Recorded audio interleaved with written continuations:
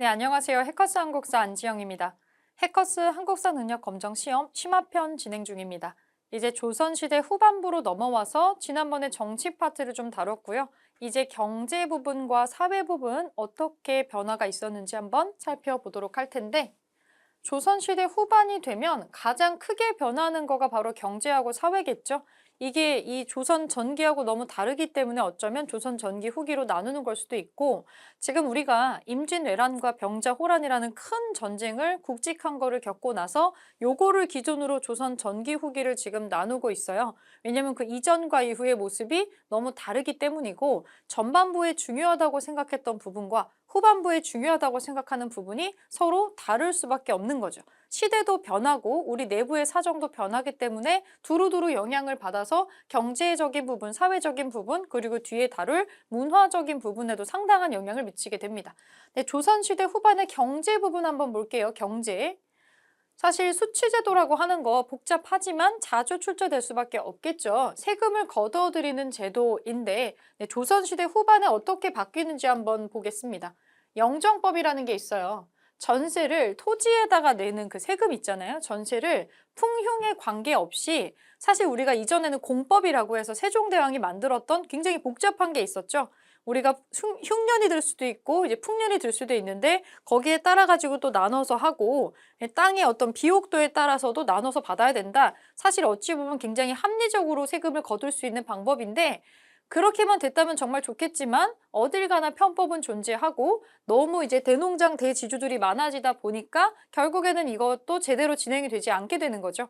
그리고 우리가 전쟁을 겪고 나면은 임진왜란이나 병자호란 같은 거 겪고 나면 거의 땅이 쑥대밭이 되거든요.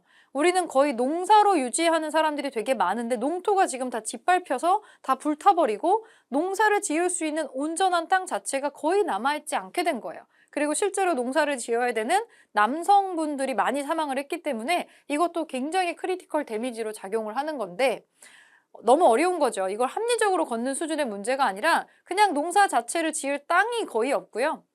그리고 농사지을 사람도 좀 현저히 부족해지게 됩니다. 이전이랑 똑같이 거둘 수가 없게 된 거예요. 그래서 조선시대 후반이 되면 우리가 서서히 전쟁의 상흔에서 조금 회복하는 회복기가 들어가 있는데 다시 한번 사람들을 잘 살도록 정착시키기 위해서 이제 아주 파격적인 이 전세 제도를 시행을 하는 거죠. 풍흉에 관계없이 토지 1결당 4두에서 6두로 그냥 완전히 확 깎아버리는 거예요. 아주 조금만 걷는 거죠. 어느 정도 안정을 가질 때까지. 그래서 요거를 고정시켜가지고 조금만 걷고 다만 문제는 총액은 줄어들었는데 분명히 예전에 막 걷었을 때보다 줄기는 했는데 결국에는 중간중간에 이산한 가윗돈이 더 붙는 거예요. 뭐 수수료를 내라고 하고 운송비를 내라고 하고 이런 게 붙다 보니까 결국에는 부담이 또 커지더라. 좀채 잘 해결이 안 됩니다. 왜냐면 여기에서 이득을 보는 사람들이 있기 때문에 어떤 식으로든 끼워 넣어가지고 계속해서 가져가려고 하는 걸 가져가게 되겠죠. 그리고 밑에 보면은 또 파격적으로 나왔던 게 대동법이 있어요. 영정법은 전세에 해당하는 거고요. 우리가 토산물을 납부했었던 공물이 있어요. 공납이라고 하는 게 있는데 뭐 바닷가 쪽에는 해산물을 낼 것이고 산에서는 산나물이나 이런 거 낼 텐데 이게 사실 되게 힘들었거든요. 이거를 대납해주는 사람이 악용하는 사람들이 생기게 되고 결국 아무 문제가 없는데도 이 세금을 내지 못하게 한다거나 여러 가지 편법이 있었기 때문에 이거를 하기 위해서 그리고 바닷가가 아닌데 뭐 산에 있는 사람들한테 전복 갖다 바치라고 한다거나 그럼 전복을 사는데 돈이 또 엄청 들 거잖아요. 이러면서 여러 가지 희한한 편법이 많이 있으니까 가장 사람들이 고통스러워하던 게 또 이 공납이더라. 이거를 해결하기 위해서 굳이 토산물을 징수할 필요가 있냐? 왜냐면 지금처럼 냉장 시설이 없기 때문에 토산물이라고 하는 거는 일종의 농작물이잖아요. 이 농작물이나 이 수산물 같은 거를 거두어 들였을 때 상하지 않고 안정적으로 서울까지 갖고 오는 거 쉽지 않거든요. 오히려 이것도 문제가 많은 거예요. 그러니까 이게 안 그래도 문제가 많았으니까 이 공납은 그냥 이 쌀 걷는 걸로 대체하자. 근데 기준을 뭘로 삼냐면 갖고 있는 토지의 면적에 따라서 이 공납도 쌀로 냅시다. 전세처럼 이렇게 된 거죠. 쌀이나 아니면 옷감이나 자, 쌀이나 옷감이나 아니면 동전 같은 걸로 납부하게 합시다. 이게 대동법이에요. 대동법이 시행이 되면은 여기 공납으로 고통받았던 사람들은 조금 살림살이가 나아지겠고, 이걸로 부정적인 이득을 취했었던 사람들은 절대 싫겠죠, 이거를. 그리고 또 하나, 이거를 토지 결수에 따라서 이거를 지정을 하다 보니까 땅이 많으면 낼 세금이 많아지겠죠. 그러면 땅을 많이 가지고 있는 지주들은 대동법을 하기가 싫겠죠. 그런데 보통은 우리나라 정부에 소속되어 있는 고위 관직자들, 관리들이 다 양반 지주거든요. 자기네들이 세금 내는 거랑 직결이 되는 거예요. 그러다 보니 대동법은 쉽게 통과가 되지 않습니다. 쉽게 통과되지 않고 전국적으로 확산되는데 굉장히 오랜 시간이 걸렸어요. 이거 담당 관청으로 선해청을 설치를 했었고, 국가에서 거두어들인 요 세금을 공인이라는 사람한테 주고요. 그리고 이 공인이 국가에 필요한 물건을 대리로 사서 국가에다가 납부하는 방식으로 나라가 필요한 물건 이제 어디서 걷어들이나요? 하는 문제를 해결을 했다는 거죠. 뭐 특정 지역에서는 소금이나 수술 납부하기도 했을 테니까 공납 같은 걸로. 그래서 이렇게 해결을 했는데, 자, 시행 과정을 보면 광해군 때 처음 한다고 나와요. 경기도 지역에서 선해법이라는 이름으로 처음 실행을 합니다. 그러다가 효종 때가 되면 김육이라는 사람이 이걸 약간 수정하고 보완해서 좀 더 확대해서 실시를 하고요. 숙종 임금 때가 되면 전국적으로 확대 실시를 하게 됩니다. 이거 대동법 처음 실시하고 나서 전국으로 확산되기까지 걸린 시간이 약 100년입니다. 얼마나 치열하게 지주들이 이게 퍼지지 않게 하려고 막았는지를 보여주는 기간이라고 할 수 있겠죠. 이 결과 어떻게 됐냐면 대동법을 시행을 해서 관청에 필요한 물품을 납부하는 공인이라고 하는 특정한 관청상인이 또 등장을 하게 되고요. 이 공인이 시장에서 물건을 구매해서 상품의 수요가 증가를 하니까 장시가, 시장이 또 발달하는 그런 도미노 효과를 나오게 됩니다. 그리고 또 밑에 보면은 균역법이라고 있는데, 이 균역법은 밑에서 잠깐 우리가 영조 때 앞서서 봤었던 것 중에 하나인데, 요거는 지금 수취제도 중에서 앞에 전세하고 공납 나왔고, 이거는 군역입니다. 군역. 군대 가는 거, 남자들이 졌던 역에 해당하는 건데, 원래는 이 군대 훈련 안 가고 그렇게 하려면 1년에 2필씩 옷감을 내야 되는데 이거 너무 부담스럽다. 그래서 50% 삭감해서 한 필로만 내라. 아주 파격적으로 실제 균역법을 실시를 하는데, 근데 그러면 50%가 구멍 나니까 그거 어떻게 메꿀 거냐? 그래서 생각해낸 게 결작이라는 게 있어요. 지주, 땅을 좀 갖고 있는 사람들이 조금 더 내. 1결당 2두씩만 더 내면 이거 구멍 난 거 메꿀 수 있을 것 같은데? 그럼 지주들도 되게 싫겠죠.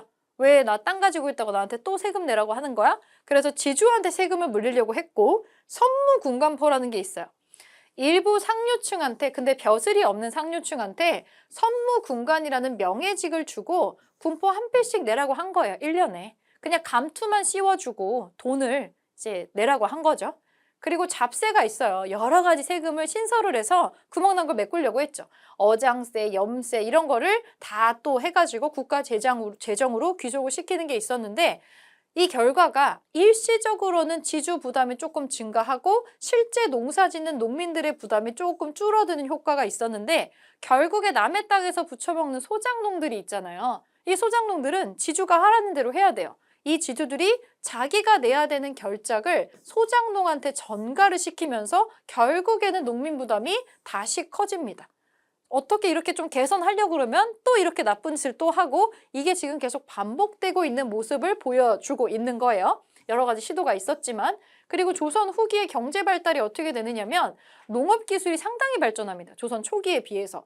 드디어 모내기법이 확대가 됩니다. 이양법이라고도 하는데요. 이 모내기법 여기에 대략적인 설명이 있는데, 모내기가 뭔지는 다들 아실 것 같아요. 해본 적은 없어도 이 모내기라고 하는 거, 다들 이제 물이 차 있는 논에 들어가서 모 심는 거, 이 모내기, 요거 보신 적 있으실 텐데, 이 모내기의 최고 장점이 뭐냐면 한 그 논과 밭에 벼하고 보리를 1년에 2번 농사 짓는 게 가능했기 때문에 수확량이 더 많은 거예요. 그래서 어떻게 보면은 땅에 더 많이 농작물을 수확할 수 있는 게 이 모내기법의 가장 큰 건데, 왜냐면 이 보리 농사가 씨앗을 뿌리는 게 보통 10월이에요. 그러면 추수를 하고 나서 벼농사 끝나고 벼를 추수하고 나서 그 논에 물을 뺀 다음에 밭을 만들어서 거기다가 보리 씨앗을 뿌려요. 파종을 해요.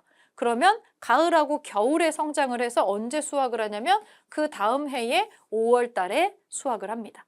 그러면 5월 달에 이 보리를 수확하고 나서 다시 거기다가 물을 채워가지고 다른 데서 키운 모판에다 키운 이 모를 갖고 와서 심는 거예요. 이게 모내기예요. 그래서 한 밭에다가 논도 되고 밭도 되는 이 멀티를 돌려가면서 2번 농사를 지을 수가 있는 게 이 모내기의 최고 장점입니다. 항상 추수를 하고 나면 그걸로만 겨울을 난다면 나중에 보릿고개라고 하잖아요. 봄 되면 또 먹을 게 없어요. 근데 보리 농사를 지을 수 있다면 보리를 추수할 수가 있게 되니까 이거가 좀 맞물려서 핑퐁으로 가는 것도 가능하겠죠. 그래서 이모작이 좀 일반화되는데 이 모내기법이 지대한 영향을 미친 게 있다. 이게 있고 이제 후반부로 가면은 쌀만 농사 짓는 게 아니고 상품 작물이라는 걸 재배를 합니다. 소득이 높은 거 갖다 팔 수 있는 거 이런 걸 만든다는 얘기예요. 담배, 면화, 인삼, 고추 이런 상품 작물로 이런 걸 재배해가지고 더 쌀보다도 더 비싸게 판매하는 그런 게 있더라. 인삼 얼마나 잘 팔렸겠어요. 우리 인삼을 최고로 쳐주잖아요. 고려 인삼도 그랬지만은 지금도 우리나라 곳곳에 인삼 농사 짓는 데들이 있어요. 인삼 농사 짓는 거 본 적 없으시죠? 인삼을 어떻게 농사를 짓지? 라고 하실 텐데 그냥 똑같이 밭처럼 생겨 있고요. 근데 인삼이 그 음지식물이에요. 음지식물이라서 햇빛을 너무 받으면 또 못 자란대요. 원래 산속에서 자라는 거잖아요. 산삼이. 근데 이거 어떻게 키우냐면 금산 같은 데 가면 또 인삼 재배하는 데 많거든요. 그러면 이렇게 지붕을 쳐주는 거예요. 금산에 갔을 때 까만색 지붕 덮고 있는 밭이 있으면 저기 인삼 키우나 보다 이렇게 생각하면 됩니다. 특정 시기까지 우리가 여름에 또 되게 더운데 온도를 낮춰주는 장치 같은 걸 해서 우리가 인삼 농사가 또 얼마나 오래됐는지도 거기도 다 볼 수가 있는데 옛날에 그 추수하고 나온 이 볕단 같은 걸로 지붕을 이어가지고 거기서 인삼 농사했던 것도 다 역사가 나오고 있고 사실은 뭐 조선시대 말고도 삼국시대부터 재배했다라는 역사가 있어서 그 재배법을 현대식 도구로 바꾸기만 한 거예요.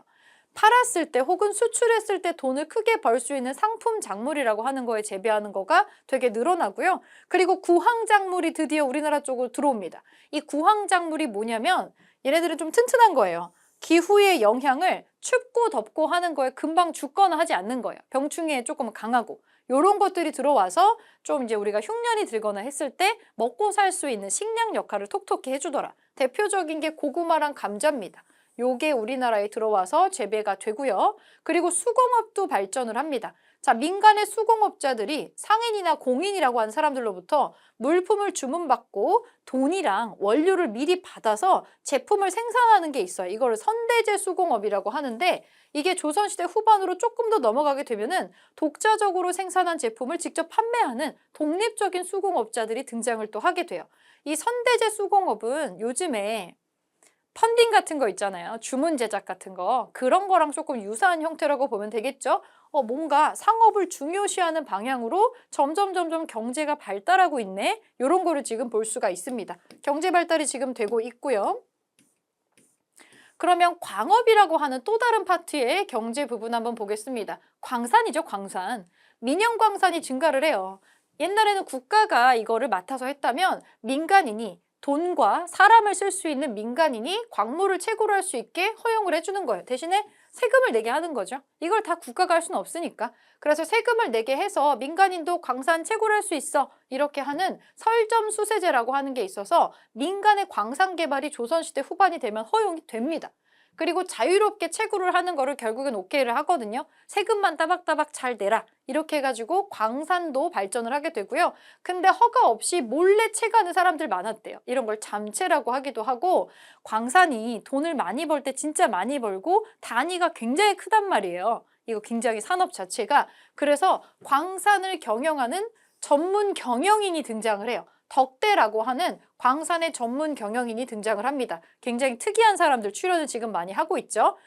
결국에는 이 공업이나 광업 같은 게 이 수공업과 광업이 발전을 하면서 궁극적으로 상업 발전하는 거예요. 우리가 원래 유교 국가에서는 산농공상이라고 하잖아요. 산농공상. 선비가 짱이고요. 그 다음에 농사 짓는 사람이고요. 그 다음에 물건 만들고 돈 만지는 사람들이 그 밑에 있습니다. 되게 그렇죠. 농사 짓는 사람을 물건 만들고 파는 상인들보다 더 높게 쳐주는 그런 풍토가 조선 전기에 있다가 조선 후반이 되면은 이제 상공업이 발전을 크게 하기 시작을 합니다. 드디어 개별적으로 활동하는 사상들이 등장을 해요. 사상. 조선 후기에 각 지방의 시장을 연결을 하면서 전국 각지에다가 거점을 두고 활약을 하는 재벌급의 어떤 사사로운 상인들이 성장을 하기 시작을 하는 거죠. 이 배경에는 정조 임금이 있습니다. 정조가 신해통공이라는 걸 반포를 해요. 그래서 서울에 유기전이라고 하는 6가지의 공식 시전 상인들 빼고 나서는 야, 니네 이제 시전 상인 니네들 금난 정권 이제 다시 반납해라. 도로 반납해. 노점을 걷어치울 수 있는 굉장한 권력을 줬었는데 그거 없애버린 거예요.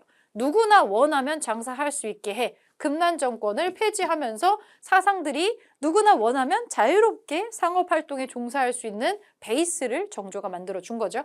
그리고 활동을 보니까 이 서울권에서는 동대문 그리고 남대문 옛날에 이현과 칠패라고 하는 데를 비롯해서 개성이나 평양 등등등 지방에서도 이제 활동을 사상들이 하게 되고요. 이 중에 일부는 돈을 많이 벌었겠죠? 돈을 많이 벌면서 독점적인 도매상인, 거상으로 성장을 해요. 도거로 성장을 해서 매점 매석을 통해서 또 굉장히 부자가 됩니다. 재벌급으로 성장을 하게 되는 사람들이 나오는 거죠. 대표적으로 개성의 송상, 전국 각지에 송방이라는 지점을 두고 인삼 판매로 명성이 높았습니다. 개성에 송상이 있고요. 그리고 독자적인 회계법까지 개발할 정도로 굉장한 부를 누린 것으로 나옵니다. 인삼 자체가 되게 비싸기도 하고요. 그리고 경강상인이 있어요. 한강의 물길을 따라서 이동하는 상인인데 강상이라고도 하고요. 원래는 우리가 지방에서 세금으로 쌀을 거두면 그거 배 타고 운송하거든요. 한강이랑 다 연결되니까. 정부의 세곡의 운송을 주도하면서 돈을 벌다가 나중에 선박을 만드는 배 만드는 일에도 진출을 하고 그리고 이 강길을 통과해가지고 뭔가를 하는 상업활동에 종사를 하면서 거상으로 성장을 합니다. 그리고 기타 등등으로는 저기 부산에 동네에 내상이 있고요. 일본이랑 같이 일본을 상대하는 대일무역에 종사했었던 상인이고 저기 위에 의주에 만상이 있어요. 국가와 국가 간의 무역을 할 때 후시라고 해서 이제 공식적인 무역 활동이 끝나면은 뒤로 하는 그런 무역이 있어요. 사사로이 하는 무역 활동이 있는데 그런 거에 종사했었던 만상이 또 있고요. 평양에는 유상이라고 하는 또 무역을 주로 했었던 이 거상, 사상들이 또 있습니다. 요거는 그냥 이름만 알아두시고 특정 지역을 기반으로 특정 품목을 중심으로 크게 성장하는 재벌급의 사상들이 발생을 하더라. 요렇게만 보시면 될 것 같고요. 아래로 조금 내려가서 자, 장시하고 포구가 또 나옵니다. 이제 시장이 막 생기는 거죠. 상업이 발전하니까 지방에도 시장이 막 우후죽순 생겨요. 지금이야 뭐 어디든 마트가 있고 인터넷으로도 살 수 있지만 예전에는 시장이 한번 서는 것도 쉽지가 않았거든요. 장시가 맨날 상서울 시장이 열리는 게 아니라 맨날 물건이 팔리진 않으니까 5일장, 7일장, 뭐 많을 때는 3일장 이런 걸로 3일에 한 번, 5일에 한 번, 7일에 한 번 이렇게 서는 시장들이 있었고 지역마다 특산품이 다르잖아요. 그러다 보니까 어느 지역에서 옹기가 유명하고 어느 지역에서는 또 뭐 칼이 유명하고 이런 게 있으면 그거를 사람이 짊어지고 싸질머지고 다니면서 이 시장에서 이 시장으로, 이 시장에서 이 시장으로 여기엔 없지만 여기에 나는 특산품을 가지고 다른 장시로 이동시켜서 판매해주는 그래서 장시와 장시를 서로 연결하는 보부상이라고 하는 상인들이 크게 활동을 하게 됩니다. 보집이나 이렇게 등짐을 지고 이렇게 물건을 갖고 다니면서 파는 이동상인들이에요. 그런 상인들이 또 나오게 되고요. 여러 장시가 지역이 분명히 다른데 이 보부상들 덕분에 서로 연결이 되는 효과가 있었습니다. 그리고 배가 왔다 갔다 하는 포구에 당연히 여기에 물자와 사람이 모이겠죠. 수로교통의 발달, 포구가 한꺼번에 많은 물건과 한꺼번에 많은 사람이 왔다 갔다 하는 데다 보니까 당연히 상업의 중심지로 급부상을 하게 됩니다. 그리고 오래 항해를 하면은 내려서 짐도 좀 보관해야 되고요. 또 잠도 좀 자야 되고 밥도 좀 먹어야겠죠. 그래서 객주, 여각 이런 것들이 발전을 하게 되고 상인들 중개하고 돈도 빌려주고 숙박도 하고 물건 보관도 해주는 그런 것들이 두루두루 포구에서 발전을 하게 됩니다. 그리고 또 세 번째로 대외무역이 있는데 우리가 중국이랑 청나라라 했었던 대청무역이 있고요. 의주의 만상, 개성의 송상이 여기는 주인공들입니다. 그리고 공식적으로 국가와 국가 간에 하는 개시무역이 있고요. 사적으로 하는 후시무역이 있어요. 실제로는 여기에서 굉장한 이득을 취한 것으로 보이고 그리고 대일무역이 있습니다. 부산의 동네의 내상이 주도를 했고요. 주로 부산의 초량외관에서 개시무역과 후시무역 마찬가지로 공식적인 거랑 비공식적인 거를 두 가지로 합니다. 이렇게 대외 무역도 크게 발전하는 거를 볼 수가 있고 이제 조선 후기에 자 이런 걸로 해서 이걸로 이제 무역도 발달하고 하다 보니까 또 중요한 특징이 화폐가 나와요. 화폐. 이전까지는 물물 교환하거나 옷감이나 쌀로 대신했다면 보관하기 번거롭고 1대1로 교환하기 힘들 수 있어요. 근데 이제는 이 화폐가 필요하다. 화폐. 동전 필요하다. 이것 때문에 인조 때 처음 상평통보를 주조를 했는데 이렇게 우리가 생긴 상평통보가 있잖아요. 처음 만든 거는 인조 때인데 이거를 국가에서 공식적으로 자 이제 우리 이거 쓸 거야 라고 채택을 한 거는 숙종 때예요. 숙종 때 이거를 공식적인 돈으로 채택을 해서 전국적으로 유통을 했어요. 얼마나 편해요. 쌀로는 막 몇 가마니 막 이렇게 갖고 가야 되는데 돈으로 바꾸면 한 꾸러미만 있으면 되니까 이동시키기에도 보관하기에도 편했던 거죠. 그러다 보니 이 돈이 시장에 유통이 돼야 되는데 유통이 되지 않고 그냥 재산을 축제하는 걸로만 이거를 쓴 거예요. 공간을 많이 안 써도 되니까. 그러다 보니 전황이라고 하는 마이너스적인 상황이 발생하기도 하더라. 돈이 시장을 돌지 않고 그냥 부잣집들 그 괴짝에만 들어가 있으니까 돈이 돌지 않아서 화폐 자체가 부족한 상황이 또 발생을 하더라는 거죠. 이런 일들이 발생을 하는데 자 이렇게 상공업이 크게 발전을 하는 이 시기에 조선 후기의 사회 모습은 어떠했느냐. 사회 모습 한번 보겠습니다. 사회. 조선 후기의 사회 구조가 똑같아질 수가 없죠. 왜냐면 지금 되게 여러 개가 변신을 하고 있어요. 가장 큰 변화가 뭐냐면 신분제가 크게 흔들린다는 겁니다. 동요가 흔들린다는 거거든요. 흔들리는데 양반이 너무 많이 늘어나요. 신분제 피라미드를 보면 우리 뭐 인도의 카스트 같은 거 봐도 보통 이렇게 돼 있잖아요. 엄청난 혜택을 누리는 집단은 되게 조금이고 이렇게 막 등급이 나뉘어져 있는데 사실 대부분을 차지하는 거는 일반인들이죠. 우리는 막 농민이 아마 여기를 차지하는 사람들이 될 건데 누구나 여러 가지 혜택을 누리는 양반이 되고 싶을 겁니다. 군대도 안 끌려가도 되고요. 여러 가지 면제 혜택도 받고 떵떵거리며 살 수 있는 양반이라고 하는 거에 대한 니즈가 엄청났을 것이고 임진왜란 이후가 되면은 우리가 국가도 너무 국가 재정이 부족하니까 하면 안 되는 무리수를 조금 둬요. 그게 뭐냐면 국가가 지금 나라 창고가 텅텅 빈 거예요. 그러다 보니까 이거를 재정을 확보하기 위해서 납속책이라고 하는 거, 공명첩이라고 하는 거를 국가가 만들어가지고 공식적으로 판매를 합니다. 납속책이 뭐냐면 이 납속책을 돈을 내고요. 돈을 내고 노비가 돈을 내면은 면천을 시켜주고 양인으로 만들어주고 양인이 돈을 내면은 군역이나 이런 거를 면제해 주는 겁니다. 노비에게는 면천을, 일반인에게는 면제를 무언가 해야 되는 걸 안 해도 되게 해주는 게 이 납속이고요. 공명첩은 뭐냐면 양반이나 이렇게 돈 있는 사람들이 이 공명첩을 사면은 이름을 쓰는 란이 비어있는 임명장이에요. 그러니까 명예직을 파는 거죠. 실제로 일을 하진 않지만 실제로 뭔가 부서에 소속되어 있진 않지만 양반입네라고 할 수 있는 빈 임명장을 파는 거예요. 사실 이거 옛날에 그 가톨릭이나 이런 데에서 그 면죄부 판 거랑 비슷하죠. 돈 재정을 확충하기 위해서. 그래서 이런 거를 통해서 공식적으로 양반이 되더라는 사람들이 있더라는 거예요. 그리고 돈을 좀 많이 모으면은 그 망한 양반의 족보를 사가지고 거기다가 자기 이름을 쓱 껴넣는 방식으로 족보 위조 같은 거를 해서 양반의 숫자가 피라미드가 반대로 바뀝니다. 조선 후반이 되면 거의 이 지경이 돼요. 노비가 너무 쬐끔이고 양반이 너무 많고요. 중간에 재정을 튼튼히 해줘야 되는 일반인들이 없어요. 세금 내야 되는 사람이 없어요. 그러다 보니까 세금을 내고 군대를 가고 국가를 이루고 구성하고 바쳐야 되는 농민들, 일반인들이 없어지는 거예요. 일반인들이 없어지다 보니까 이거 어떡하지? 국가가 흔들흔들하네.